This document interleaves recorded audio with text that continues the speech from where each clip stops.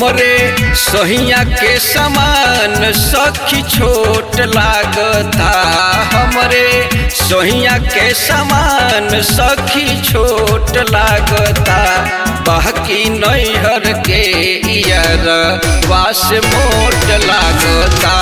बाकी नैहर के यारवा से मोट लागता।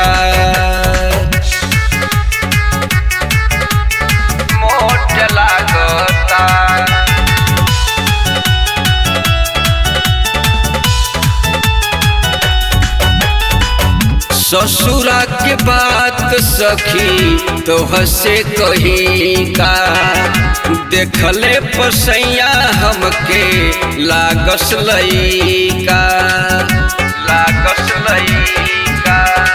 ससुरा के बात सखी तोह से कही का। देखले पसैया हमके लागस लइका। सैया से जिया पे आवे तर मोट लागता। सैया से जिया पे आवे तर मोट लागता। बाकी नैहर के यारवा से मोट लागता। बाकी नैहर के यारवा से मोट लागता।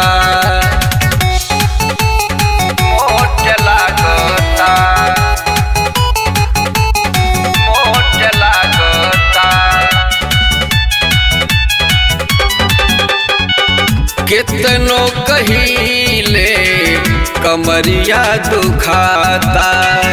पोरे पोरे सारा बदनिया पिराता। कितनो कहिले कमरिया दुखाता। पोरे पोरे सारा बदनिया पिराता। तनी धीरे से दबावो पियऊ चोट लागता।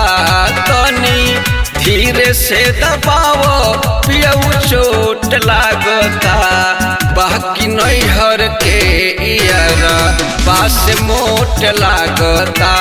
बाकी नैहर के यारवा से मोट लागता।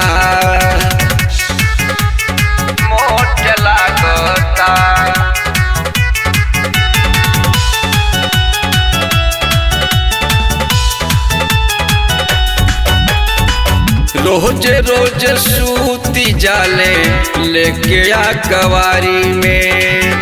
कगरी न सूते कहियो कवनो बीमारी में।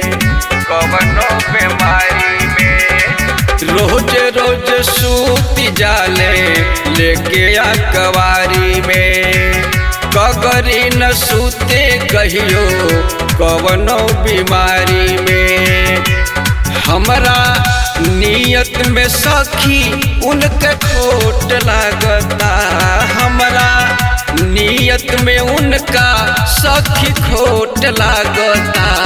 बाकी नैहर के यारवा से मोट लागता। बाकी नैहर के यारवा से मोट लागता।